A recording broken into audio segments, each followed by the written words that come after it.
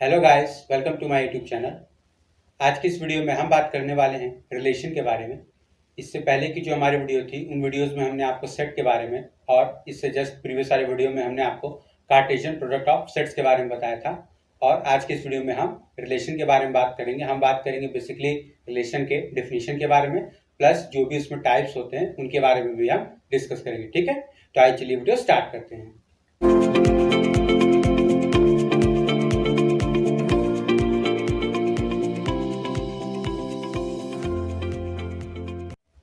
तो देखिए, last video में हमने आपको बताया था कि जो रिलेशन होता है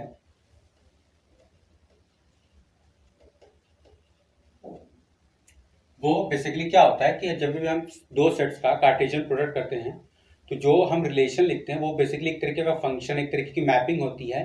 ठीक है, जो कि उन दो सेट्स के बीच में होती है। और जनरली जो रिलेशन होता है हमारा, वो हमारा जो कार्टेशियन प्रोडक्ट होता है दो सेट्स का, उसका सबसेट होता है।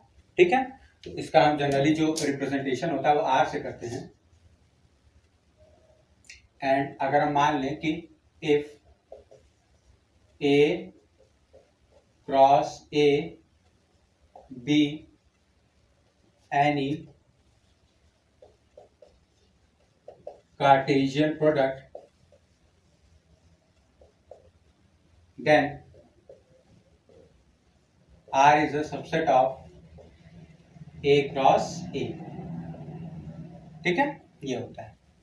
अब उसके बाद क्या होता है, अब ये A क्रॉस B भी हो सकता है। ठीक है, हम जनरली एक केस लेके चल रहे हैं। ठीक है, तो अब यहाँ पे रिलेशन को अगर हम बात करें बेसिकली तो यही होता है कि थ्रू सम रूल या किसी भी एक पॉइंट, एक फॉर्म के थ्रू हम क्या करते हैं कि कोई अपना एक रूल बना देते हैं एक सेट से दूसरे सेट में रिलेशन निकालने के लिए कि फर्स्ट सेट का ये एलिमेंट है, दूसरे सेट के इस एलिमेंट से इस तरीके से रिलेटेड है।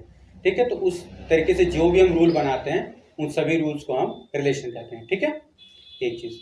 दूसरा, अब ये आता है कि हमारे पास नंबर ऑफ रिलेशंस कितने हो सकते हैं एक सेट से दूसरे सेट में। ठीक है, तो मान लीजिए लेट n ऑफ a, ठीक है, number of elements in first set हम उसको m मान लेते हैं, and number of elements in second set हम उसको l मान लेते हैं। ठीक है, अब टोटल नंबर ऑफ रिलेशंस की अगर हम बात करें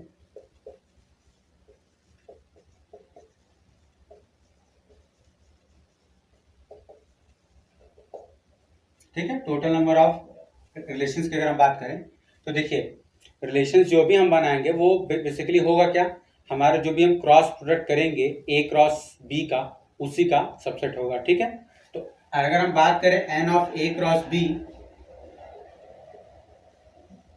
तो वो कितना होगा, हमने आपको लास्ट वीडियो में बताया था कार्टेशियन प्रोडक्ट वाले में, ये होगा N A into N B. और एन ए की वैल्यू कितनी है, एम है, एन बी की वैल्यू एल है, तो ये बराबर हो जाएगा एम इंटू एल।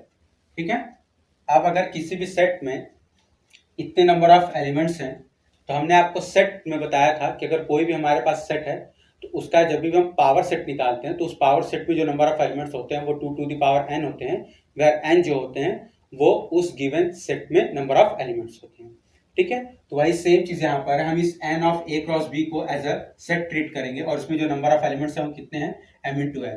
और नंबर ऑफ रिलेशंस है क्या, बेसिकली इन्हीं का subset, total number of subset. ठीक है, जो भी है, तो अब ये हमारा जो होगा वो हो जाएगा 2 to the power m into l। ठीक है, तो बेसिकली हम ये कहें कि टोटल नंबर ऑफ जो रिलेशंस होते हैं वो एक तरीके का वही चीज होता है जो हम टोटल नंबर ऑफ सबसेट्स निकालते हैं सेट के केस में। ठीक है, अब आइए हम देख लेते हैं कि हमारे पास कितने टाइप्स ऑफ रिलेशंस होते हैं।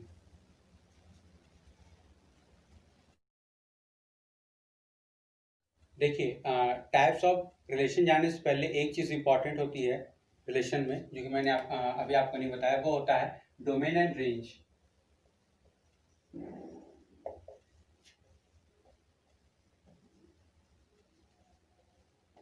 ठीक है, जब भी देखिए हम फंक्शन के बारे में बात करते हैं तो हम डोमेन, कोडोमेन, रेंज के बारे में बात करते हैं। लेकिन जब भी हम रिलेशन के बारे में बात करते हैं तो हम ओनली डोमेन एंड रेंज की बात करते हैं, क्योंकि वहाँ पर कोडोमेन जैसी कोई चीज़ नहीं होती है।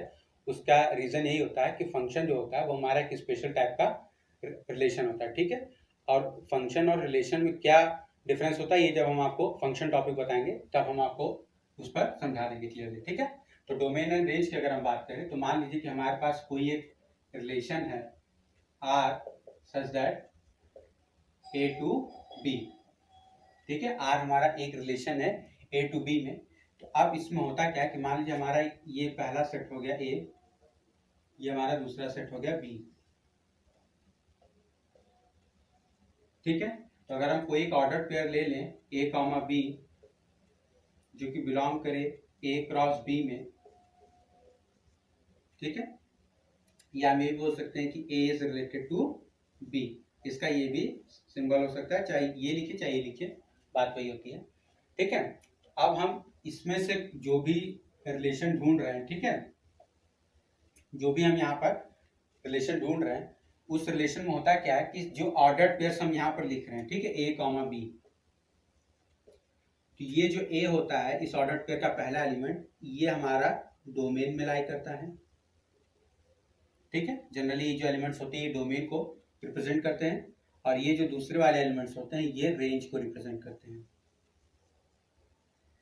ठीक है। तो बेसिकली हमारा ये जो पहला ऑर्डर पेयर जितने भी हम लिखते हैं वो सभी हमारे बिलोंग करते हैं डोमेन में, और जो हमारा दूसरा एलिमेंट्स लिखते हैं वो सभी हमारा बिलोंग करते हैं रेंज में। तो बेसिकली डोमेन क्या है, एक तरीके का सेट है उस ऑर्डर पेयर का जो कि किसी रिलेशन के थ्रू लिखा गया है, ठीक है। तो उन सभी ऑर्डर पेयर्स के फर्स्ट एलिमेंट्स का हम जो भी कलेक्शन लेंगे वो हमारा डोमेन हो जाएगा, और उस ऑर्डर पेयर के सेकंड एलिमेंट्स का जो भी हम कलेक्शन लेंगे उसको हम रेंज बोल देंगे, ठीक है। तो बेसिकली ये हमारा डोमेन एंड रेंज हो जाता है। अब हम बात कर लेते हैं टाइप्स ऑफ रिलेशन के बारे में।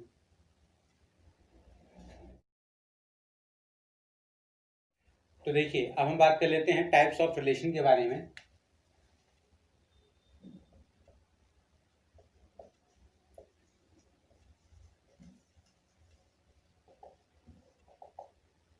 तो देखिए टाइप्स ऑफ रिलेशन में हमारा सबसे पहला जो आता है वो आता है वॉइड रिलेशन।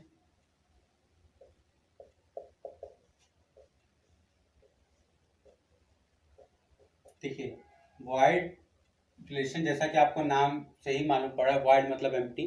तो हमारा इसमें क्या होता है कि आपको पता है, हमने सेट थ्योरी में बताया था कि एम्प्टी सेट या वॉइड सेट जो होता है वो हर सेट का सबसेट होता है। तो चाहे हम सिंगल एक सेट लें चाहे सेट का क्रॉस प्रोडक्ट लें यानी कार्टेशियन प्रोडक्ट लें, उस केस में भी फाई जो होगा वो उसका सबसेट ही होगा। तो हमें ये चीज पता है कि phi is a subset of A cross B. अब जो रिलेशन इस फाई से डिफाइन होता है उसी को हम बोलते हैं वॉइड रिलेशन, ठीक है। The relation which is based on phi या empty set is called void relation, ठीक है। Second, universal relation.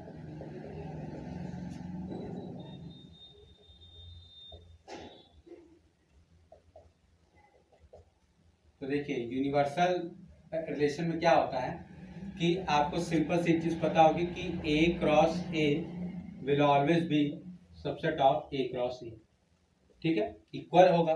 लेकिन हम यहाँ पर सबसेट के सेंस में बात करेंगे। तो यूनिवर्सल रिलेशन क्या होता है बेसिकली कि हम एक तरीके की बात बोल देते हैं कि कोई भी सेट है, ठीक है, उस सेट से उसी सेट में मैपिंग कराते हैं, जैसे यहाँ पर है ए से ए में, और उसके करस्पॉन्डिंग सभी सबसेट्स को हम उसमें लिख दें, ठीक है। मतलब कि हम ए क्रॉस ए लिखें, ठीक है, और उस ए क्रॉस ए में जो भी ऑर्डर्ड पेयर्स बन रहे हैं उन सभी को हम एज अ सबसेट के फॉर्म में लिख दें, उसी को हम बेसिकली बोलते हैं यूनिवर्सल रिलेशन। इसमें सभी रिलेशंस आ जाते हैं, ठीक है, हर तरह के। तो बेसिकली अगर यहाँ पर बोला जाए तो एक क्वेश्चन आता है जो कि आपको ध्यान देने वाली बात है, नोट में आप उसको लिख लीजिएगा कि कभी कभार आपसे पूछा जाता है कि define what will be the smallest relation between two sets या what is the largest relation between two sets, ठीक है, इस तरीके से पूछा जाता है। तो आप एक चीज याद रख लीजिए कि void relation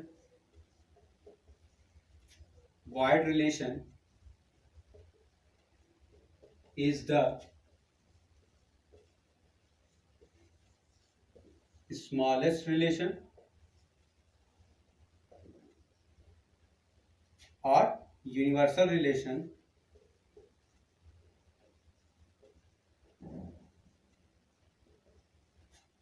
is the largest relation, ठीक है। दो सेट्स के बीच में वॉइड रिलेशन जो होगा वो सबसे स्मॉलेस्ट रिलेशन होगा और यूनिवर्सल रिलेशन जो होगा वो सबसे लार्जेस्ट रिलेशन होगा, ठीक है। अब उसके बाद हमारे पास जो तीसरा आ जाता है वो आ जाता है इनवर्स रिलेशन।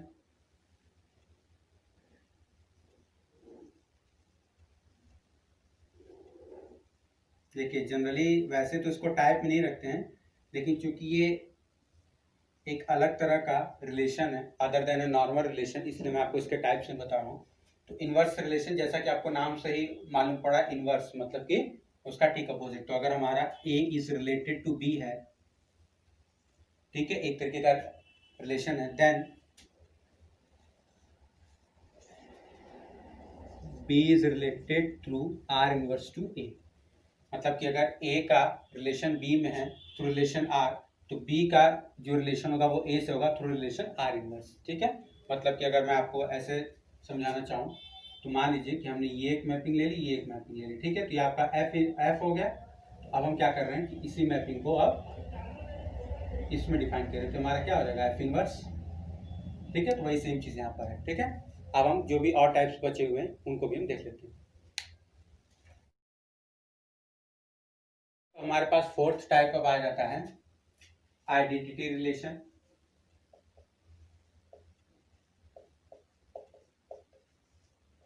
तो जैसा कि इसके नाम से ही मालूम पड़ा है, आप लोगों को पहले ही पता होगा कि अगर हम कोई भी एलिमेंट लेते हैं और उस एलिमेंट की इमेज वही एलिमेंट मिल जाए, तो उसी को हम बेसिकली एक तरीके का बोलते हैं आइडेंटिटी मैपिंग या आइडेंटिटी फंक्शन या आइडेंटिटी रिलेशन, जो भी आप कह लीजिए। ठीक है, तो आइडेंटिटी रिलेशन क्या करता है कि A is related to A. ठीक है, for all A belongs to A. ये हमारा बेसिकली आइडेंटिटी रिलेशन होता है कि मतलब हम जो भी ऑर्डर्ड पेयर्स लेंगे उन ऑर्डर्ड पेयर्स के हर एक ऑर्डर्ड पेयर्स के एलिमेंट आपस में बराबर होंगे, यानी फर्स्ट एलिमेंट सेकंड एलिमेंट दोनों आपस में बराबर होंगे। तो ये हमारा बेसिकली आइडेंटिटी रिलेशन होता है। अब उसके बाद हमारे पास आ जाता है रिफ्लेक्सिव रिलेशन। अब देखिए यहां से थोड़ा सा आपको जो चीजें हैं वो ध्यान देने वाली बात आ जाती है।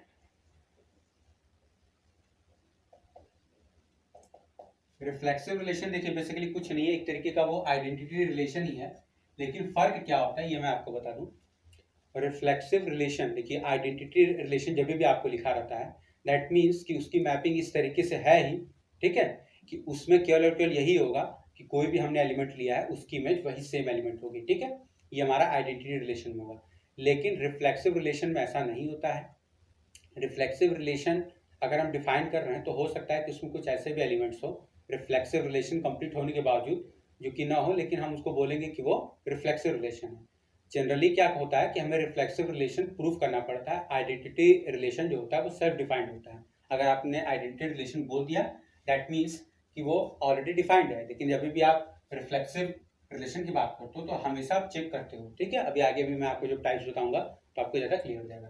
तो रिफ्लेक्सिव रिलेशन क्या करता है कि if A is related to B, ठीक है, दिस इंप्लाइज दैट इफ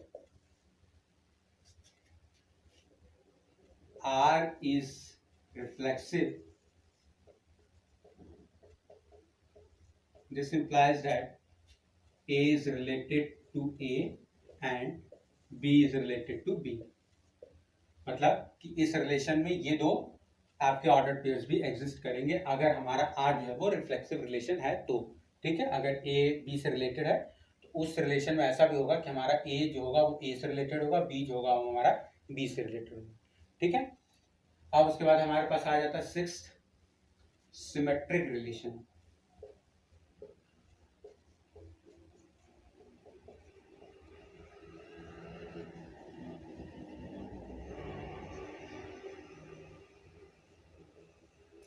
देखिए अब आपके दिमाग में हो सकता है कि ये क्रॉस क्वेश्चन है कि हमने ए आर बी क्यों लिखा हुआ है। ठीक है, तो वो बेसिकली आपको समझाने के लिए लिखा गया है कि अगर मान लीजिए कि आपके पास ऐसे दो ऑर्डर पेयर्स आ जाते हैं तो उसमें आप क्या करोगे कि दोनों के लिए आप ऐसा एलिमेंट चेक करोगे। ठीक है, कि ये बिलोंग होना चाहिए।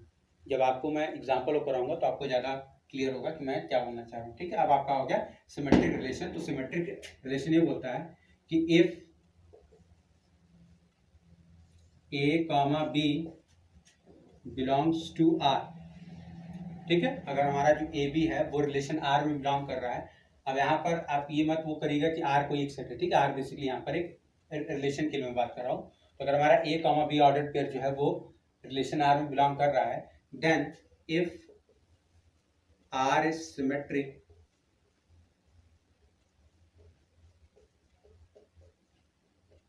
this implies that b comma a must also belongs to r। ठीक है, अगर r सिमेट्रिक है तो अगर a comma b belongs to r कर रहा है तो b comma a belongs to r करेगा, अगर r हमारा सिमेट्रिक होगा तो। ठीक है,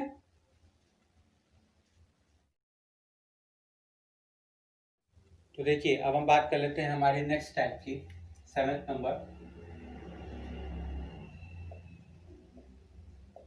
एंटी सिमेट्रिक रिलेशन। जनरली आपको जो बुक्स वगैरह में मिल जाता है, इसके बाद आपको सीधे सीधे ट्रांजिटिव बता दिया जाता है, लेकिन चूंकि ये competitive exam point of view से इंपॉर्टेंट है इसलिए मैं आपको बताता रहा हूँ। एंटी सिमेट्रिक रिलेशन बेसिकली क्या करता है, जैसा आपको नाम से मालूम पड़ा है, सिमेट्रिक रिलेशन का एंटी यानी अपोजिट। ठीक है, तो इसका मतलब यहाँ पर ये होता है कि अगर for all a comma b belongs to r if r is antisymmetric, this implies that b comma a not belongs to r or b comma a belongs to r if and only if a is equal to b। ठीक है, मतलब कि हमारा जब भी कोई relation anti symmetric होता है तो वो हमेशा ये बोलेगा कि अगर हमारा ए भी बिलोंग कर रहा है आर में, तो या तो ये होगा कि बी कॉमा ए जो होगा वो आर में नहीं बिलोंग करेगा, या अगर बी कॉमा ए आर में बिलोंग करेगा तो तभी होगा जब हमारा ए और बी आपस में बराबर होता है। टीस कि वो किसी भी हाल में उसको सिमेट्रिक नहीं होने देगा, अगर वो सिमेट्रिक हो भी गया तो वो ये दिखा देगा कि वो रिलेशन रिफ्लेक्सिव है या आइडेंटिटी है। ठीक है, that is A is equal to B. अगर दोनों में ये हो गया तो बेसिकली क्या रिप्रेजेंट करेगा, रिफ्लेक्सिव। ठीक है, वो उसको किसी भी हाल में सिमेट्रिक नहीं होने देगा। अब उसके बाद हमारे पास 8th नंबर आ जाता है ट्रांजिटिव रिलेशन।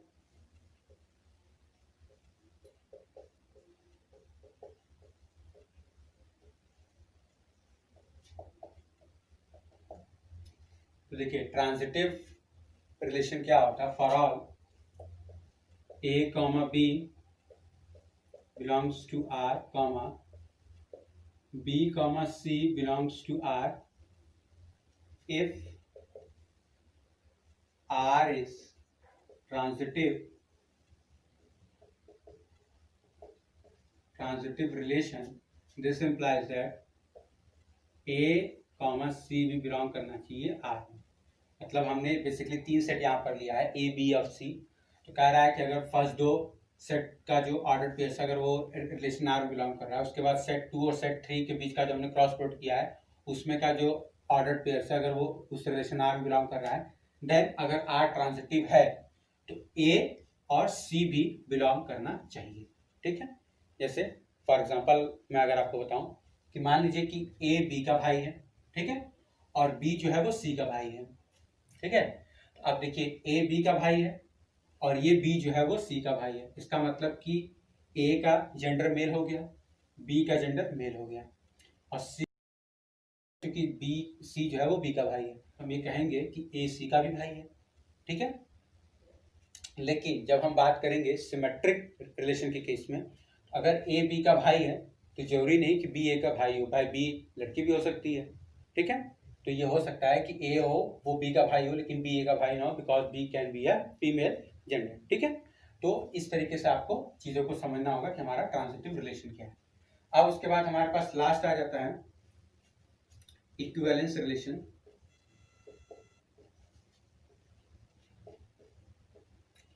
तो देखिए इक्विवेलेंस रिलेशन बेसिकली कोई अलग टाइप का रिलेशन नहीं है, ये बेसिकली क्या बोलता है कि अगर कोई एक रिलेशन, इसकी कंडीशंस है, if R is reflexive, if R is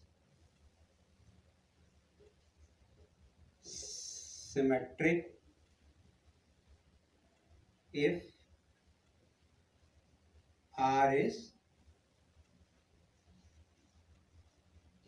transitive, अगर कोई रिलेशन इन तीनों को होल्ड करता है, मतलब रिफ्लेक्सिव, सिमेट्रिक एंड ट्रांजिटिव, अगर कोई रिलेशन ये तीनों टाइप्स को होल्ड करता है तो हम बोलते हैं वैसे रिलेशन को इक्विवेलेंस रिलेशन। ठीक है, तो देखिए अब जो भी हमने आपको टाइप्स बताए हैं तो उनमें बेसिकली आपको जो क्वेश्चंस पूछे जाते हैं वो आपको रिफ्लेक्सिव, सिमेट्रिक, एंटी सिमेट्रिक और ट्रांजिटिव रिलेशन से ही पूछे जाते हैं, और उन सभी को कंबाइन करेंगे तो हमारा इक्विवेलेंस रिलेशन भी आ जाता है। तो रिलेशन में बेसिकली आपको इसी टाइप्स के क्वेश्चंस पूछे जाते हैं। तो हम एक वीडियो आपको देंगे जिसमें कि हम आपको बेसिकली सारे क्वेश्चंस ही करवाएंगे जो कि आपके कॉम्पिटिटिव एग्जाम के पॉइंट ऑफ व्यू से इंपॉर्टेंट है। ठीक है,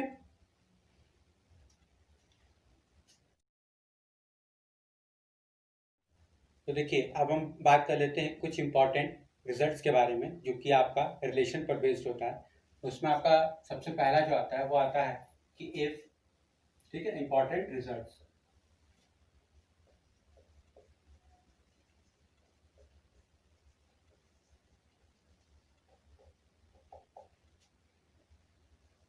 उससे पहला है कि if R and S B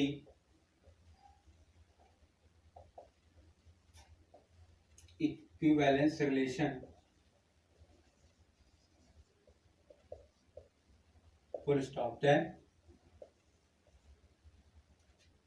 R intersection S is also an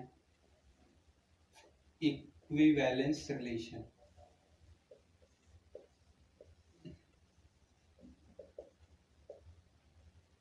ठीक है, ये हमारा इसका पहला स्टेटमेंट है। कह रहा है कि अगर हमारा R और S जो है वो इंडिविजुअली इक्विवेलेंस रिलेशन है तो कह रहा है कि R इंटरसेक्शन S जो होगा वो भी हमारा एक इक्विवेलेंस रिलेशन होगा। ठीक है, तो देखिए सबसे पहले तो हम ये देख लेते हैं कि हमारा R और S अगर इक्विवेलेंस रिलेशन है कोई भी दो सेट के बीच में, तो हम पहले ये देख लेते हैं कि R इंटरसेक्शन S उस सेट के बीच का रिलेशन होगा कि नहीं होगा। ठीक है, तो देखिए प्रूफ,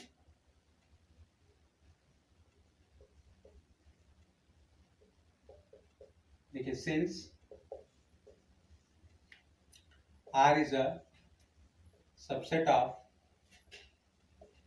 A क्रॉस A। ठीक है, हम एक मान के चल लेंगे हमारे पास कोई एक सेट है, ठीक है, वो जो कि आपका A है और उसी में हम रिलेशन की बात कर रहे हैं। तो हमारा R जो है वो जाहिर सी बात है कि A क्रॉस A का सबसेट होगा and S is also a subset of A cross A, ये होगा। ठीक है, तो अब अगर R A क्रॉस A का है सबसेट और S भी A क्रॉस A का है सबसेट, यानी दिस इंप्लाइज दैट कि हम जो भी R लेंगे इसमें बिलोंग करने के लिए वो यहाँ पर बिलोंग करेगा, जो भी हम एक मतलब रिलेशन लेंगे इसमें बिलोंग करने के लिए वो यहाँ पर भी बिलोंग करेगा। इसका मतलब ये हो जाएगा कि हमारा R इंटरसेक्शन S जो होगा वो भी बिलोंग करेगा किसमें, मतलब एक तरीके से कहा जाए तो सबसेट होगा A क्रॉस A का। ठीक है, अब ये जो हमारा है ये बेसिकली ये तो बता दिया कि हमारा R इंटरसेक्शन S जो होगा वो भी एक रिलेशन होगा। ठीक है, अब बात आती है कि इसको हम इक्विवेलेंस प्रूफ करेंगे। तो इसको इक्विवेलेंस प्रूफ करने के लिए हम इसको रिफ्लेक्सिव, सिमेट्रिक एंड ट्रांजिटिव तीनों प्रूफ करेंगे। तो फर्स्ट केस हम ले लेते हैं इसको रिफ्लेक्सिव प्रूफ करने के लिए। ठीक है, तो for all A comma A belongs to R and A comma A belongs to S, क्योंकि आपको ऑलरेडी दिया हुआ है कि R और S आपस में क्या है, इक्विवेलेंस रिलेशन है। तो अगर R और S इंडिविजुअली इक्विवेलेंस रिलेशन है तो इसका मतलब सीधी सी एक बात हो गई कि हमारा A cross A comma A जो होगा वो भी R में बिलोंग करेगा, A कॉमा A जो होगा वो S में बिलोंग करेगा। तब अगर A कॉमा A इसमें बिलोंग कर रहा है और A कॉमा A इसमें बिलोंग कर रहा है साइमल्टेनियसली एक साथ, तो दिस इंप्लाइज दैट कि A comma A belongs to R intersection S, क्योंकि A कॉमा A R में बिलोंग कर रहा है और उसी टाइम में A कॉमा A S में बिलोंग कर रहा है। इसका मतलब जाहिर सी बात हो गया कि ए कॉमा ए जो होगा वो बिलोंग करेगा आर इंटरसेक्शन एस में। तो अब अगर ऐसा हो गया तो दिस इंप्लाइज दैट कि R intersection S is reflexive. ठीक है, अब हम इसको ट्रांजिटिव और सिमेट्रिक जो है वो प्रूफ कर देते हैं। अब देखिए हम इसको सिमेट्रिक प्रूफ कर देते हैं। तो हमारे पास है for all a comma b belongs to R, this implies that b comma a belongs to R। तो क्या आपको पता है कि since R is symmetric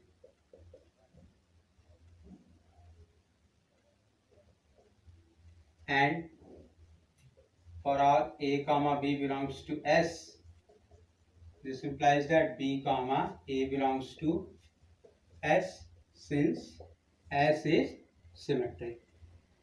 अब यहाँ पर दोनों साइमल्टेनियसली बिलोंग कर रहे हैं, इसका मतलब दिस इंप्लाइज दैट कि B comma A belongs to R हो रहा है एंड B कॉमा A जो है वो बिलोंग कर रहा है S में।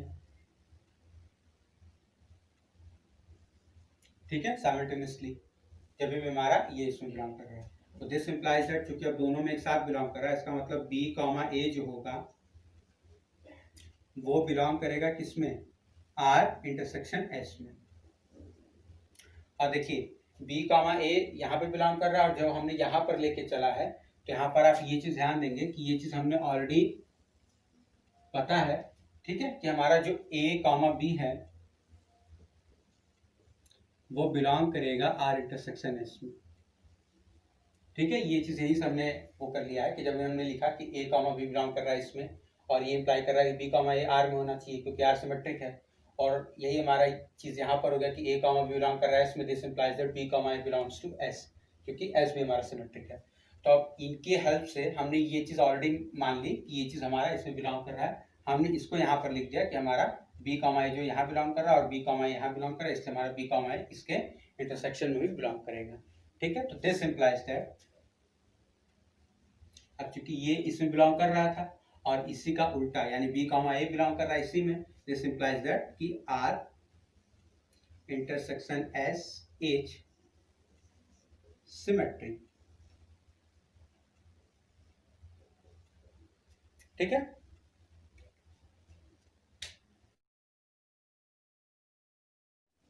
अब देखिए ट्रांजिटिव की हम बात कर लेते हैं। थर्ड पॉइंट जो हमें प्रूव करना है ये थोड़ा सा टफ है, इसमें आपको थोड़ा सा दिमाग लगाना पड़ेगा।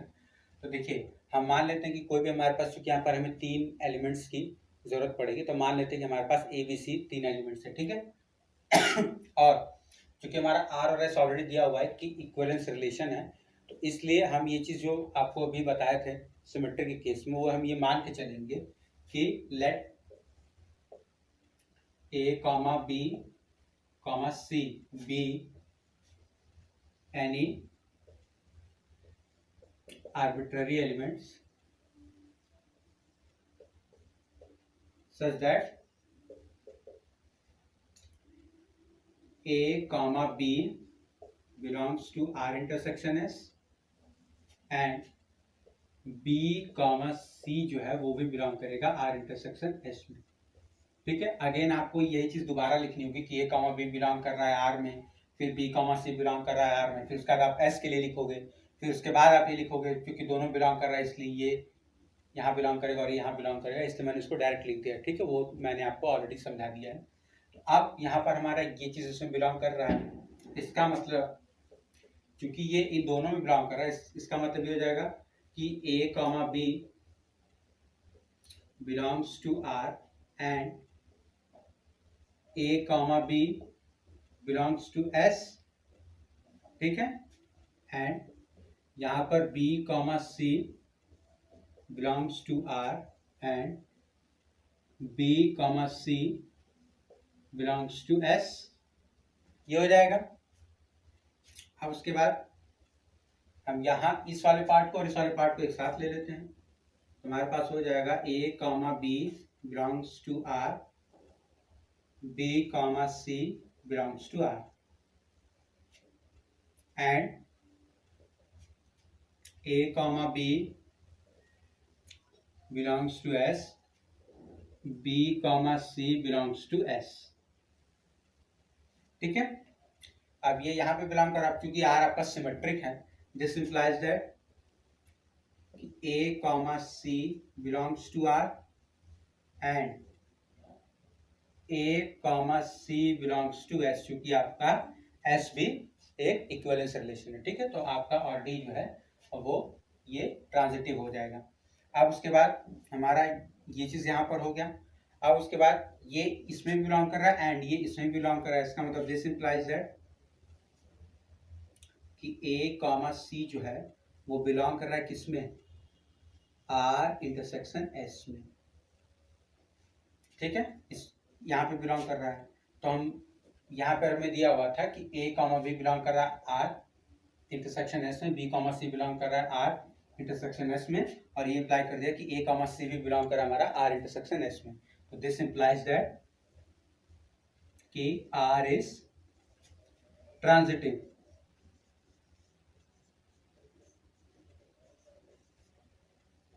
ठीक है, अब हमारा ये जो है, सॉरी R नहीं, R intersection S, R intersection S is transitive. ठीक है, इसका मतलब अब हमारा R इंटरसेक्शन S जो है वो रिफ्लेक्सिव भी हो गया, सिमेट्रिक भी हो गया और ट्रांजिटिव भी हो गया। अब चूंकि तीनों प्रॉपर्टी होल्ड कर रहा है इसलिए हम बोलेंगे कि हमारा इक्विवेलेंस रिलेशन है। जो हमने यहाँ पर थ्योरम लिखा था कि if R and S be equivalence relation then R intersection S is an also equivalence relation. ये हमारा स्टेटमेंट जो है प्रूफ हो गया। ठीक है, अब देखिए हमारे पास दो इंपॉर्टेंट रिजल्ट्स ऑन है, जिसमें देखिए आपका दूसरा ये कहता है कि if R and S are equivalence relation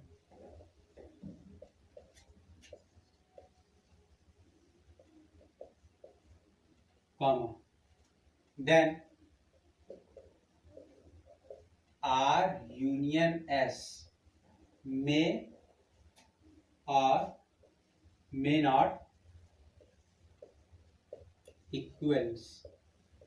मतलब कि अगर हमारा R और S इक्विवेलेंस रिलेशन है तो R इंटरसेक्शन S तो फिक्स है कि इक्विवेलेंस रिलेशन होगा, लेकिन R यूनियन S जो है वो हमारा इक्विवेलेंस रिलेशन हो भी सकता है और नहीं भी हो सकता है।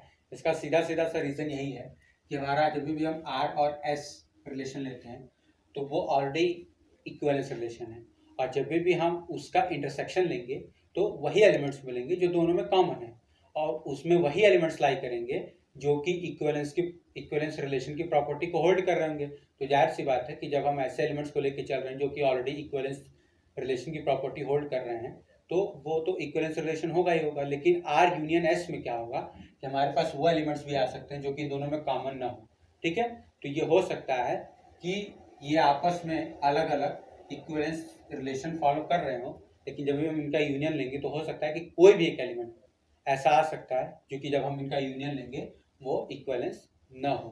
मतलब कि कोई भी एक प्रॉपर्टी या तो रिफ्लेक्सिव, सिमेट्रिक, ट्रांजिटिव हो सकता है कि इनमें से कोई भी एक प्रॉपर्टी को होल्ड ना करे। ठीक है, जनरली जो प्रॉपर्टी होल्ड नहीं करता वो ट्रांजिटिव होती है, कि ट्रांजिटिव प्रॉपर्टी को हमारा R यूनियन S जो है वो होल्ड नहीं करता है। ठीक है, इसको आप बेसिकली एक एग्जांपल से ही देख सकते हैं, बहुत सारे आपको एग्जांपल्स मिल जाएंगे। उसके बाद हमारे पास तीसरा है कि if R is an equivalence relation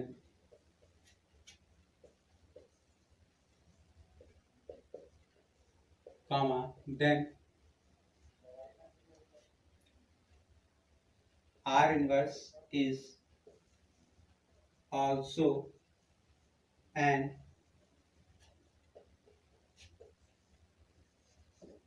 equivalence relation. ठीक है, इसको बेसिकली मैं आपको स्टेटमेंट बता देता हूँ कि किस तरीके से आप उसको आसानी से प्रूफ कर सकते हो, क्योंकि इसमें जनरली बहुत ज़्यादा आपको मेहनत लगती नहीं है। पहला चीज़, आप जब भी इसको रिफ्लेक्सिव प्रूफ करोगे, ठीक है, क्योंकि ये तो R इनवर्स आपको पता है कि एक रहेगा रिलेशन, तो भी आप इसको रिफ्लेक्सिव प्रूफ करना होगा। तो देखिए आर हो चाहे आर इनवर्स हो, रिफ्लेक्सिव के केस में कोई फर्क नहीं होता क्योंकि ऑर्डर पेयर के दोनों एलिमेंट सेम होते हैं। तो रिफ्लेक्सिव तो आपका ऐसे प्रूफ हो गया। सिमेट्रिक की जब हम बात करेंगे तो आपको पता है कि सिमेट्रिक प्रॉपर्टी यही होती है कि अगर ए बी बिलोंग कर रहा है आर में तो बी ए बिलोंग करेगा आर में। तो आपको चूंकि आर ऑलरेडी इक्वलेंस रिलेशन दिया हुआ है तो आपको पता है कि आर इनवर्स अगर ए कॉमा बी बिलोंग कर रहा है, ए कॉमा बी अगर बिलोंग कर रहा है आर में, देन आपका बी कॉमा ए जो होगा वो बिलोंग करेगा कहाँ, आर इनवर्स में। और यही बी कॉमा ए आपको पता है चूंकि सिमेट्रिक है तो आर में भी बिलोंग करता है। तो आप बेसिकली क्या करोगे, ये B comma A belongs to R inverse है, आप इसी को सिमेट्रिक प्रूफ करने के लिए आप करोगे कि ए कॉमा बी बिलोंग, दिखा दोगे कि वो आर इनवर्स में बिलोंग कर रहा है। ठीक है, तो ये आपका सिमेट्रिक हो जाएगा। ट्रांजिटिव के लिए अगेन आपके साथ वही कि ए कॉमा बी बिलोंग कर रहा है, बी कॉमा सी बिलोंग कर रहा है। तो अब आप क्या करोगे कि C comma B, B comma ए, तो आप सी कॉमा ए को दिखा दोगे। ठीक है, तो आपका उसी तरीके से ट्रांजिटिव प्रूफ हो जाएगा। तो आपका बेसिकली ये इक्विवेलेंस रिलेशन हो जाता है।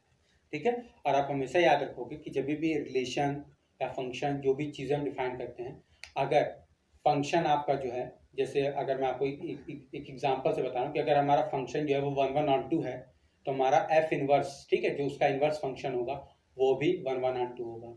अगर हमारा फंक्शन एफ जो है वो 1/1 है तो हमारा जो एफ इनवर्स होगा वो भी 1/1 होगा। ठीक है, तो बेसिकली ये होता है कि जब भी हम किसी रिलेशन या किसी भी मैपिंग, किसी भी फंक्शन की बात करते हैं तो जो प्रॉपर्टी वो फंक्शन, वो मैपिंग होल्ड करता है, वही फंक्शन, वही प्रॉपर्टी ऑलमोस्ट उसका इनवर्स भी होल्ड करता है।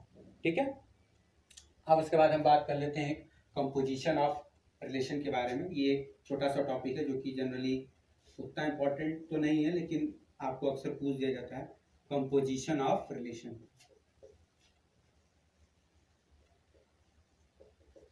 तो देखिए होता क्या है कि अगर हमारा आर एक रिलेशन है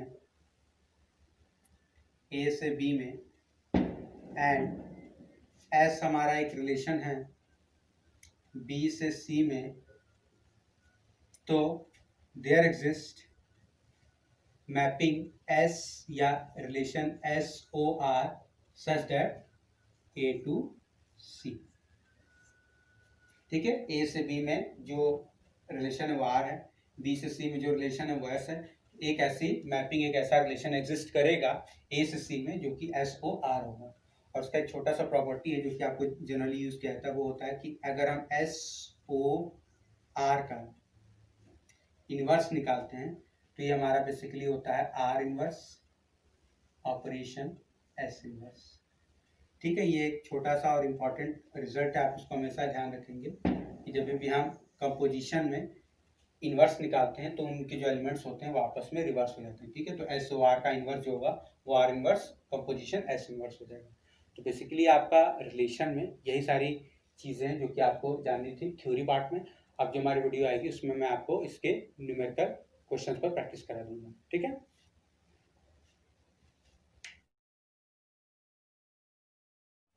तो देखिए आज के वीडियो में इतना ही। अगर आपको वीडियो अच्छी लगी हो तो प्लीज़ वीडियो को लाइक करिए, शेयर करिए और मेरे चैनल को सब्सक्राइब कर लीजिए। साथ ही साथ बेल आइकन भी प्रेस कर दीजिएगा ताकि हमारे चैनल पर आने वाली वीडियोस की नोटिफिकेशन आपको मिल जाए। तो मिलते हैं नेक्स्ट वीडियो में, तब तक के लिए थैंक यू।